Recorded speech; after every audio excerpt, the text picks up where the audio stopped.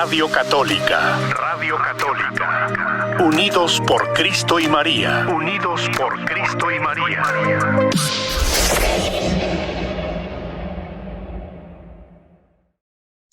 Pues ahora me encuentro aquí en Tracy, vine a recoger el alba a casa de una amiga que es muy talentosa y tenía el alba que tiene un tejido muy especial y se rompió en la base, entonces ella me hizo el favor de arreglarle, quedó mucho mejor que como estaba antes, así que vine a recogerlo y ya me pongo en camino nuevamente a mi Nevada Mammoth Lakes.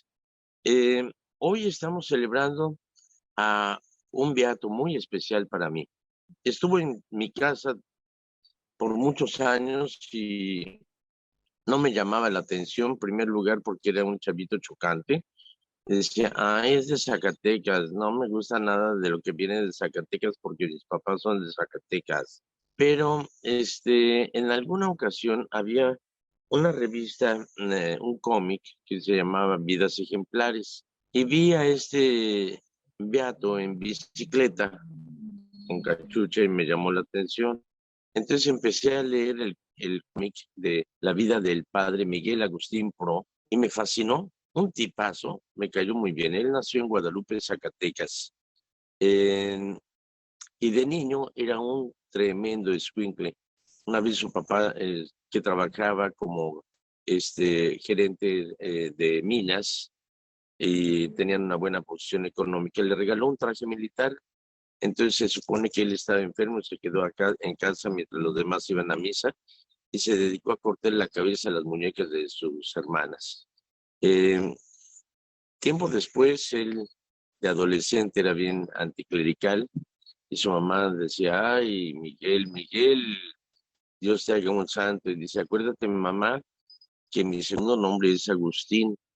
O sea, por eso le daba tantos dolores de cabeza a la mamá. Una vez la mamá le mandó unos encajes que había hecho para manteles o para bordados para la iglesia y tuvo que ir, pero se encontró con el cura y a partir de esa conversación que tuvo con el párroco, él cambió su actitud, cambió su forma de vida y a los 20 años de edad ingresó con los jesuitas al seminario. Pero en tiempo de la revolución allá en Guadalajara tomaron el seminario y tuvieron que huir a los Estados Unidos, a California, a Los Gatos. Se fueron disfrazados de campesinos y cuando llegaron a Los Gatos, según él era el intérprete que no sabía nada de inglés, pero según él estaba interpretando. Luego había la orden de rezar el oficio divino y a las 3 de la mañana había que rezar maitines, a las 3 o a las 5 de la mañana. No le gustaba mucho la idea de levantarse temprano, pero siempre tocaban a la puerta y decían, para ver que estuvieran rezando. Entonces el supervisor, el sotaministro, que era el encargado de revisar, un día quiso hacerle, porque se traía de encargo a Miguel Pro, de que era muy flojo y demás, entonces un día le jugó una broma, agarró varias cajas de madera de las que se utilizaban los guacales para recoger las uvas, las puso ahí una sobre la otra, las cubrió con su sotana y cuando llegó el sotaministro a ver si estaba rezando, él agachado empezó a elevarse así con las manos al cielo y salió corriendo el sotaministro diciendo, el hermano Pro es un santo, se eleva del piso. Bueno, pero hacía muchas bromas. Él fue a estudiar a Bélgica y desarrolló su ministerio pastoral en Granada, en Nicaragua. Y fue una experiencia muy buena la que tuvo ahí con los nicaragüenses. Posteriormente regresó y desarrolló una enfermedad muy grave, de los intestinos y hemorroides y demás. Entonces parece que estaba muy mal y ya estaba casi casi desahuciado y lo mandaron a México a morirse, pues, ahí con su familia. Pero antes pasó a Lourdes, Francia, y le pidió a la Virgen que le concediera buena salud para poder ejercer su ministerio en México. Cuando llegó a México en 1926, o 26, estaba ya la persecución de parte de Plutarco Elías Calles. En Veracruz, no se diga, se perseguía a los sacerdotes, se colgaba en los postes de tren a los cristianos, a los cristeros. Y justamente cuando desembarcó, su pasaporte tenía la fotografía de él como sacerdote. Y entonces le dijeron, ¿es usted sacerdote? Sí, y jesuita. Dice, ya que viene a México justamente ahora a morir en México. Y se le concedió. Cuando llegó a México fue cuando se dio el cierre de las iglesias ante la ley Calles de 33 artículos en los cuales pedía que los sacerdotes fueran registrados como empleados federales, que los sermones serían dictados por el gobierno y ellos tendrían que repetirlo, que las colectas iban a ser todas para el gobierno y el gobierno se dedicaría a administrarlas, que las iglesias serían propiedad federal y que la iglesia no podía tener propiedad privada, que los sacerdotes y las religiosas no podían usar hábito ni sotana en la calle, que uh, los sacerdotes no eran considerados ciudadanos mexicanos, por eso no tenían derecho a voto ni a ser votados, que las manifestaciones religiosas solamente eran dentro del templo, que no podía haber peregrinaciones ni procesiones, y había una serie de normas restrictivas a las cuales el episcopado mexicano fue a protestar, encabezados por el obispo de la Mora, que era el arzobispo de México. Fueron a hablar con Plutarco Elías Calles y él le dijo, tienen 48 horas para abandonar el país o serán arrestados. Y se dio una persecución en contra de la iglesia. Sin embargo, el padre Miguel Pro, al igual que otros sacerdotes heroicos, estuvieron haciendo su ministerio en la clandestinidad. Tuvo muchas aventuras. Se disfrazaba de taxista, de obrero, de playboy, de todo lo que fuera para poder ejercer su ministerio. En una ocasión llegó a un centro donde iba a celebrar la misa y había 2 policías ahí a la entrada. Y dice, ¿qué hago? Si me regreso me hago sospechoso. Entonces pasó y enseñó así su saco, como enseñando su placa, y dice, parece que aquí anda por aquí un padrecito, echen agua, echen ojo. Sí, cómo no, señor. Entonces pasó y le dicen, ¿no tiene miedo? ¿Por qué? Sí, vamos a celebrar la misa. No, no, padre, mejor escóndanse aquí en este closet. No, en ese pulguero, sáquense. Les dio la comunión y salió. Y en eso pasa el general Cruz de la policía que lo andaba buscando al padre Pro. Entonces tomó un taxi y como él daba conferencias a los taxistas, le dijo, padre, ¿trae problemas? Sí, me sigue la policía. En la próxima curva te vas despacio y yo me bajo. Entonces disminuyó la velocidad, se bajó, se quitó el saco, sacó un cigarrillo, se puso ahí junto a un árbol y pasó a la policía siguiendo al taxi, pero él se escapó de esa forma.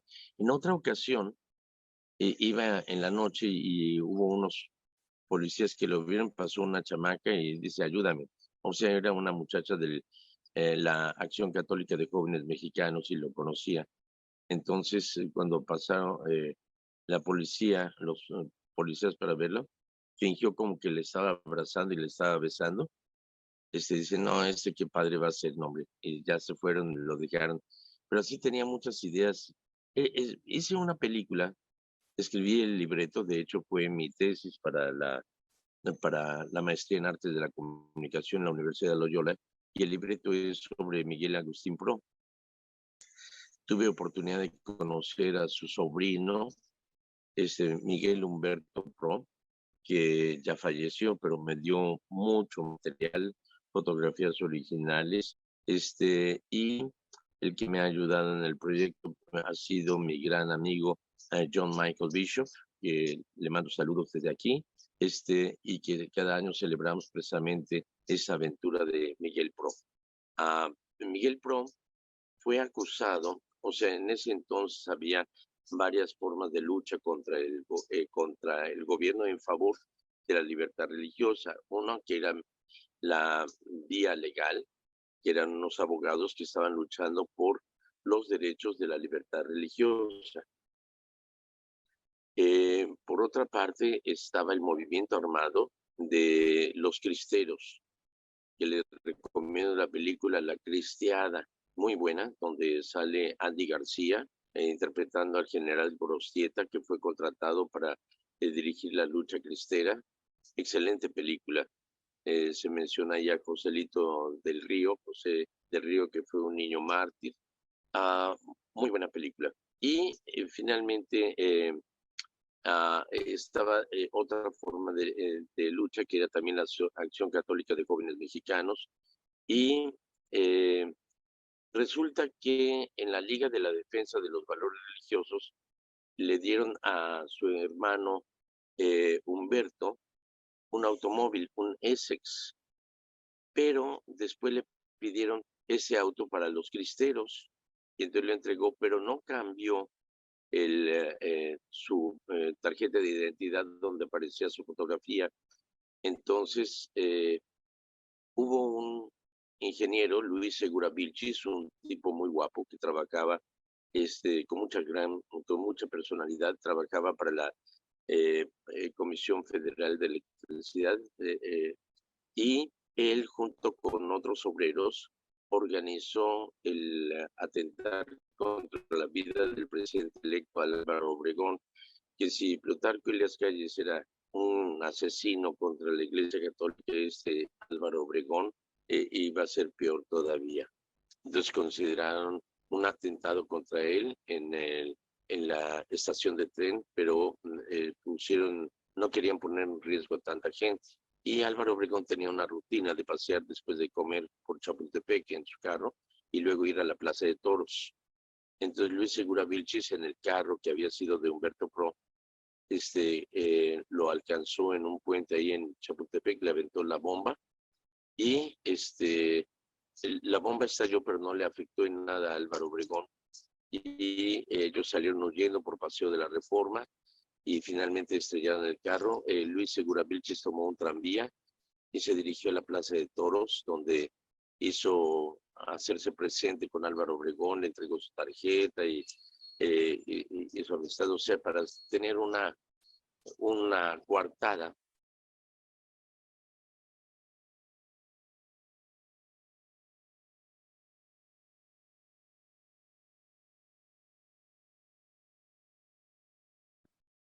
Padre, me parece que se nos cortó la transmisión. Si se quiere volver a conectar, aquí lo esperamos.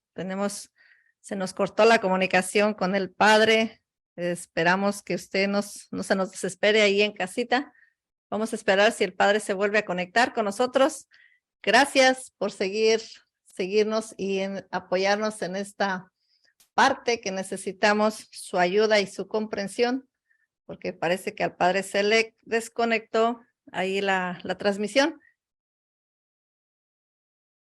Nosotros seguimos aquí esperando que vuelva a retomar nuevamente el padre y enseguida regresamos.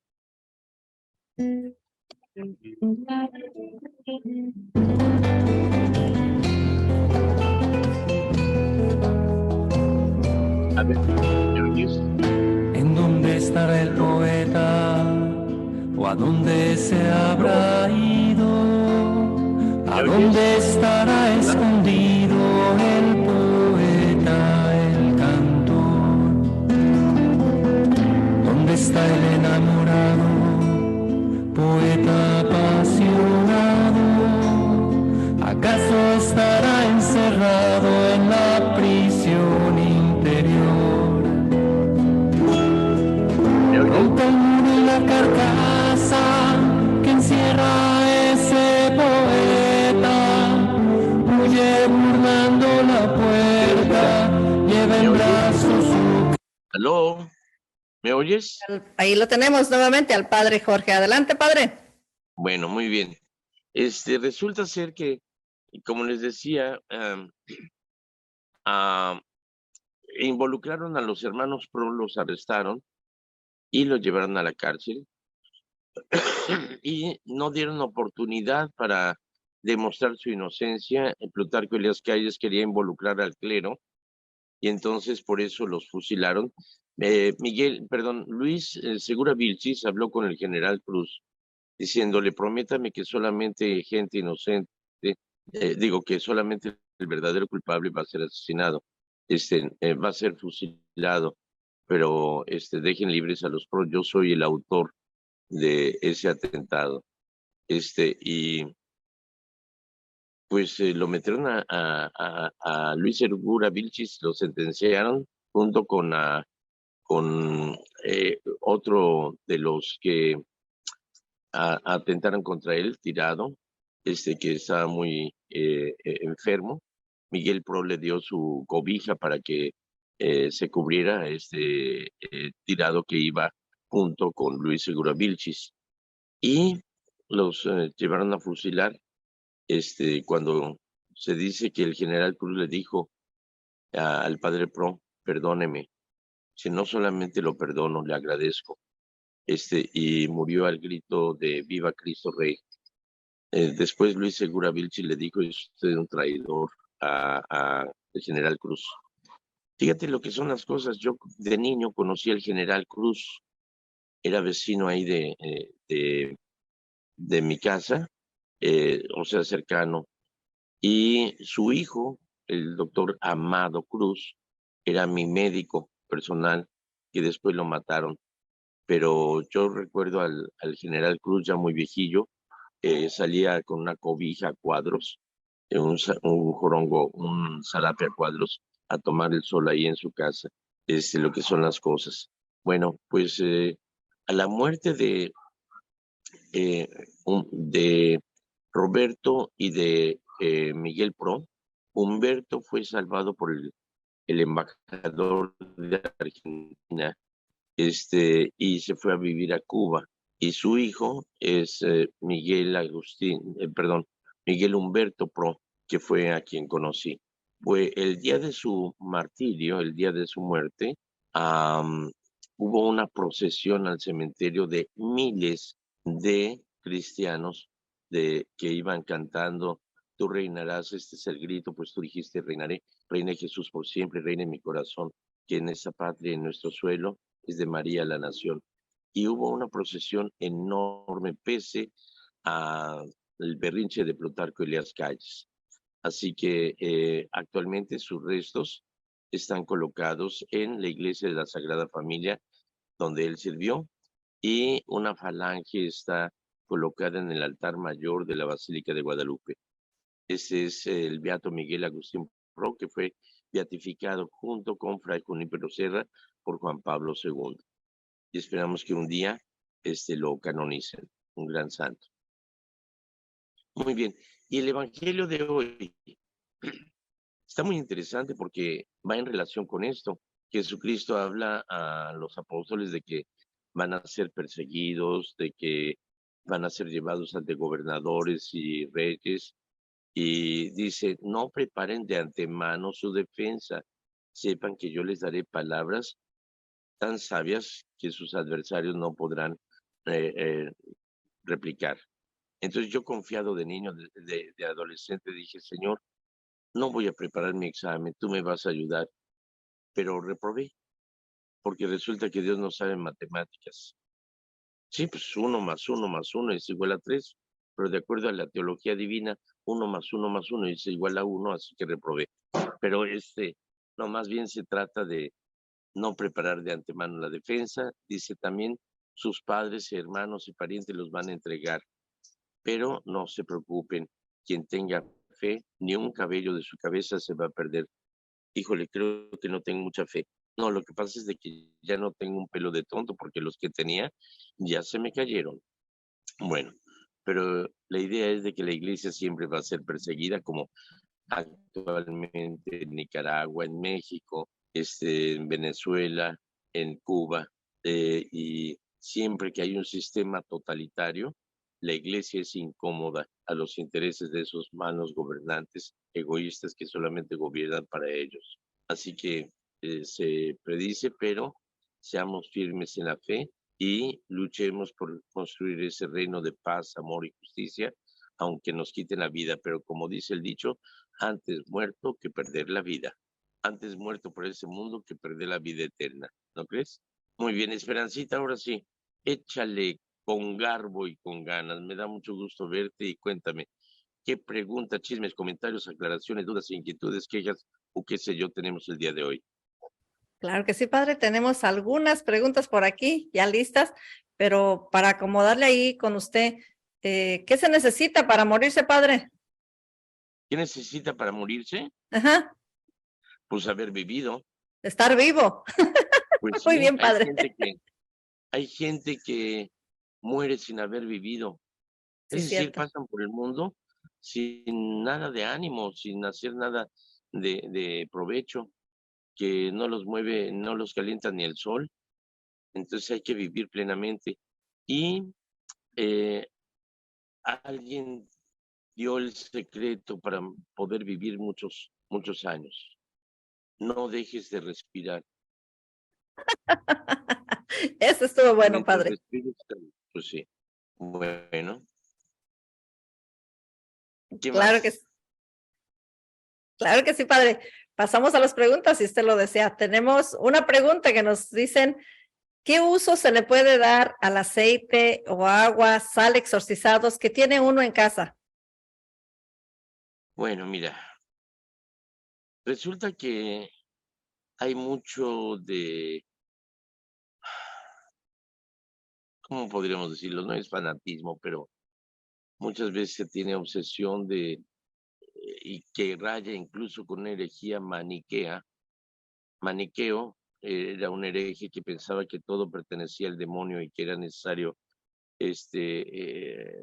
expulsar al demonio en todo. Cuando se puso de moda la película El Exorcista, empezaron a haber un montón de poseídos. Antes no se había conocido de exorcismo y de posesión y demás. Y se piensa, muchas veces se piensa que la sal y que el agua y que el aceite exorcizados, olvídate, es decir, no le busque ruido al chicharrón. Si realmente estás con Dios, ¿quién puede estar contra ti? Si tienen la fortaleza de la fe, el diablo no es más fuerte que tú. Basta con que le digas, como decía Nancy Reagan respecto a las drogas, just say no. Solamente dile no. Y el demonio se va, se aleja.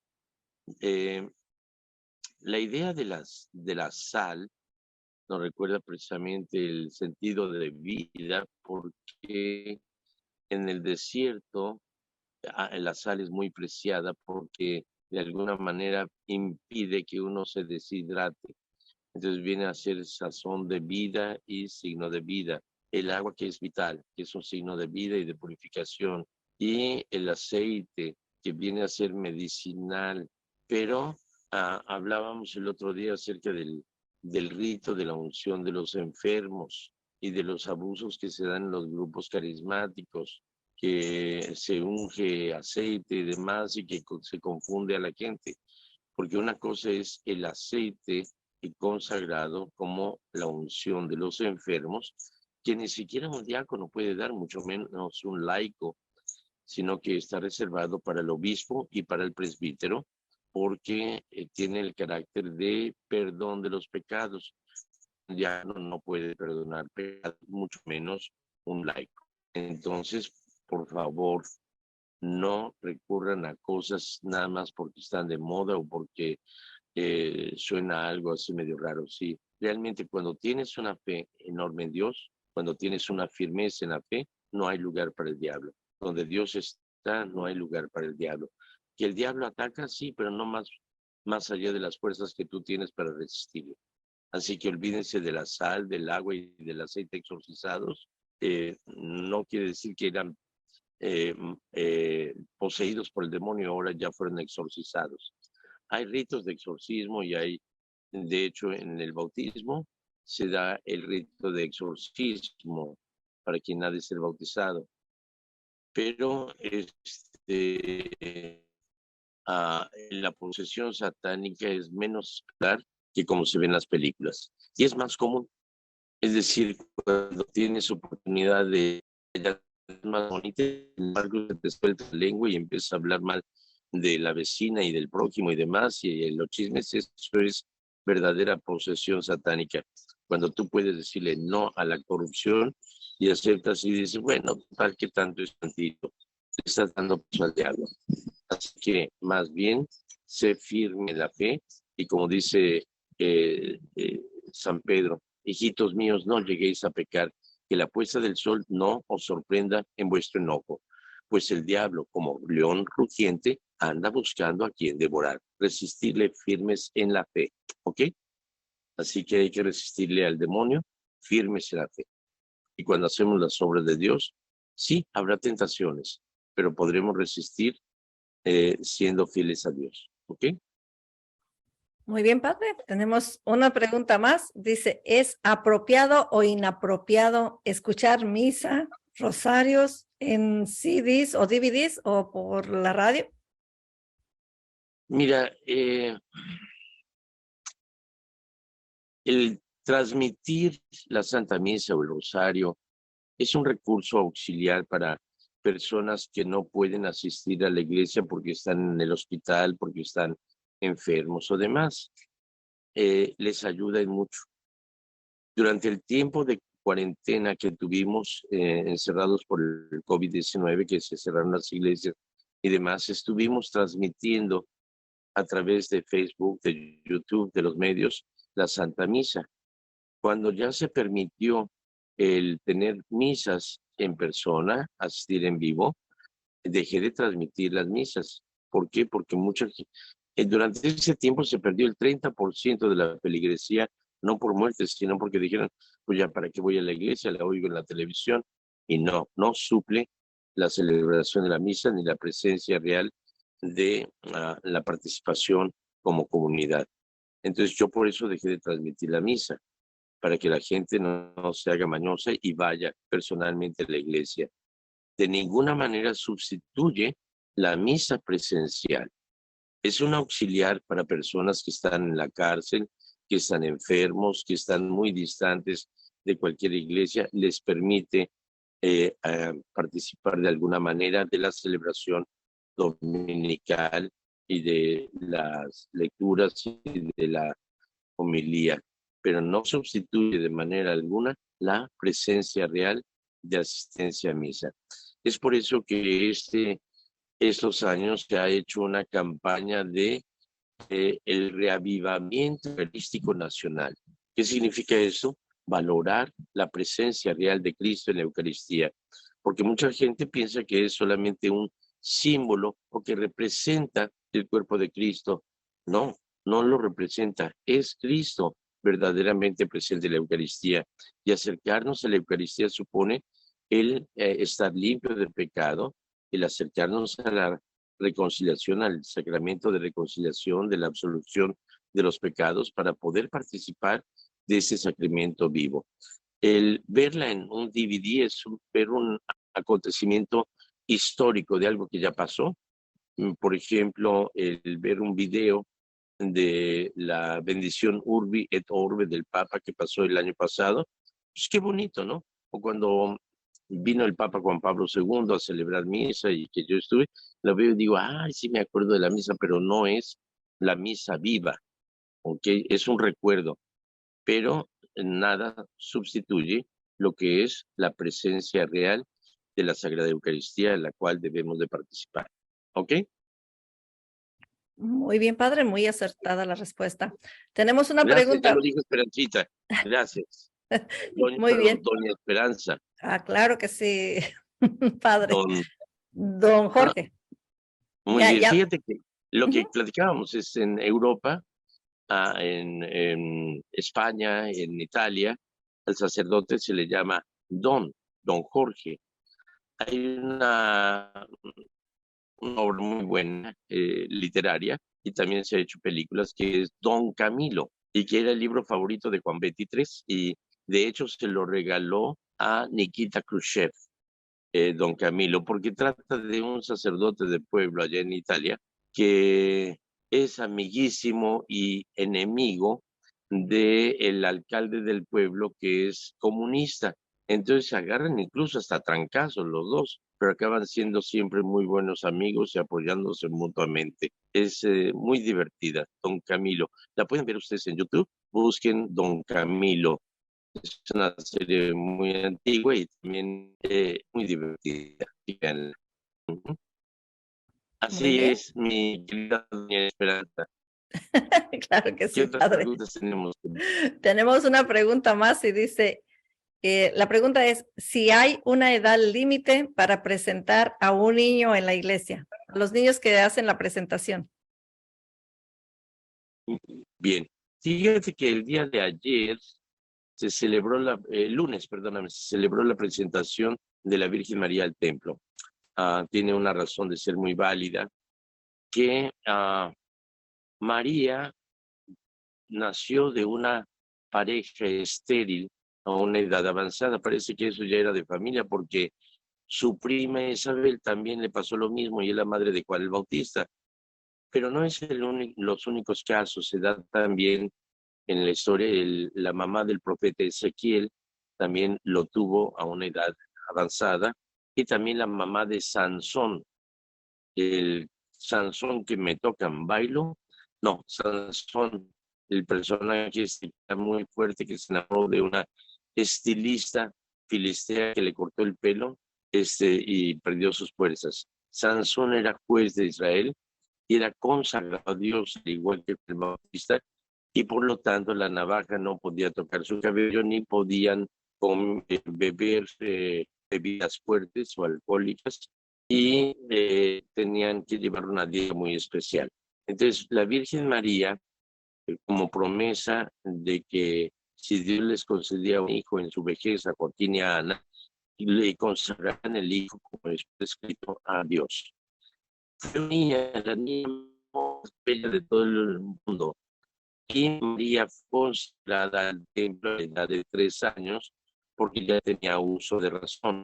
Entonces se le consagró en el templo y se le encomendó a Zacarías, esposo de su primer rey, que era sacerdote. Entonces, un privilegio especial a María se le concedió ser educada en el templo, y ella tuvo mucho conocimiento de Dios, un privilegio especial, y cuando hacía sus funciones iba al pueblo en las bodas de Ain Din, su esposa, y donde ella también trabajaba la tierra. Entonces, Isabel fue su segunda madre de la Virgen María. El consagrado al templo, presentado al templo, nace esta tradición. La presentación de los niños recién nacidos, primera vez al templo, es para consagrar a Dios y para darle gracias a Dios por haber nacido con bien ese niño. Ojalá que esa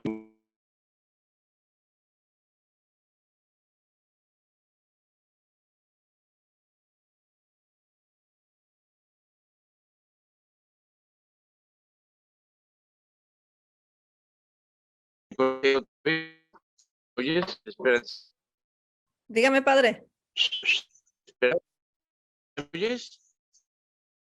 ¿Padre? ¿Aló? Aló, padre, aquí estoy, yo aquí ¿Sí ya me estoy. oyes? Sí, yo sí lo escucho. Ok, entonces, ojalá que esa primera vez que se lleva al niño a presentar el templo sea para bautizarle. ¿Para qué esperar tanto tiempo? Bautícenos lo más pronto posible. Entonces, la primera presentación es cuando se le lleva al templo para presentar y se le da gracias a Dios por ello. La segunda es cuando se es bautizado. No te veo que te muevas. ¿Sí me están oyendo? Padre, sí lo estamos escuchando, Bueno, no nada se más. sigue transmitiendo. Sí, sigue transmitiendo, solamente no lo Ok, vemos, pero sí lo escuchamos, padre. Adelante. ok, perfecto. Bueno, entonces, la segunda vez es el bautismo, cuando se le lleva a presentar y queda sagrado como hijo de Dios.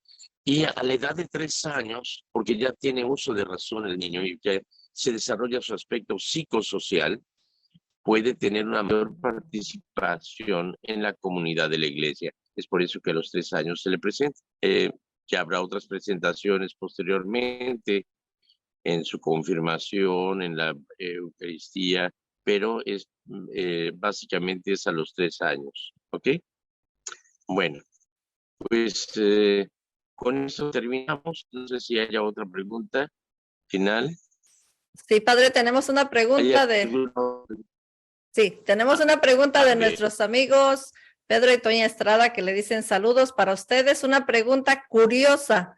¿Los diáconos pueden, por alguna razón o grado diaconal, usar la estola alrededor del cuello?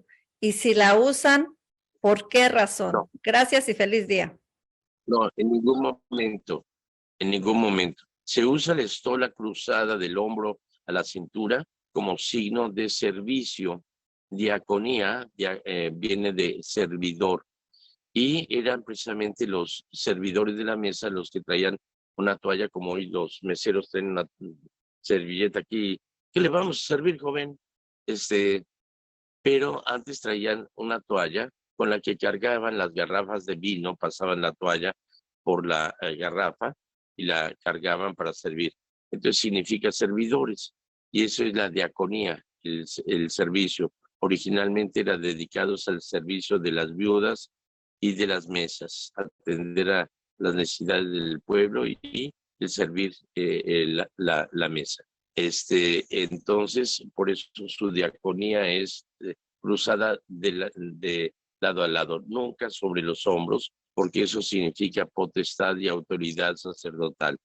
Entonces, aunque el diácono comparte el sacerdocio en 3er grado, sin embargo, no es un presbítero ni es obispo y no puede usar la estola sobre los hombros porque sería una irregularidad. Es más bien, cada cosa tiene su símbolo. También puede ser la dalmática, que viene a ser como un ornamento, pero ese ornamento es especial, es una vestimenta de la Edad Media, del Renacimiento, que significa también la diaconía o el servicio. Ya no veo el video, pero no sé si haya una última pregunta, chisme o comentario. Tenemos un saludo por parte de Elizabeth Martínez Pulido. Dice que lo está escuchando y le manda un saludo. Gracias, Elizabeth. Dios te bendiga. Bueno, pues ya me pongo en camino. Voy ahorita ya a ponerme en camino hacia mi parroquia y me dio mucho gusto estar con ustedes, aunque no nos podamos ni ver. Que Dios Todopoderoso les acompañe y les bendiga en el nombre del Padre, del Hijo y del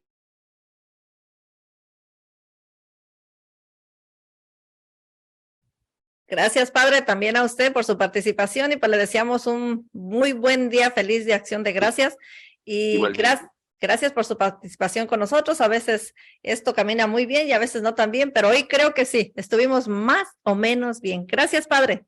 Bueno, muchas gracias, que Dios les bendiga y feliz día de Acción de Gracias. Hasta la vista. Hasta la vista, padre, y muchas gracias por su participación. Gracias a ustedes también por seguir ahí con nosotros de Unidos por Cristo y María. Nosotros seguimos con la programación regular. Radio Católica, Radio Católica. Unidos por Cristo y María. Unidos por Cristo y María.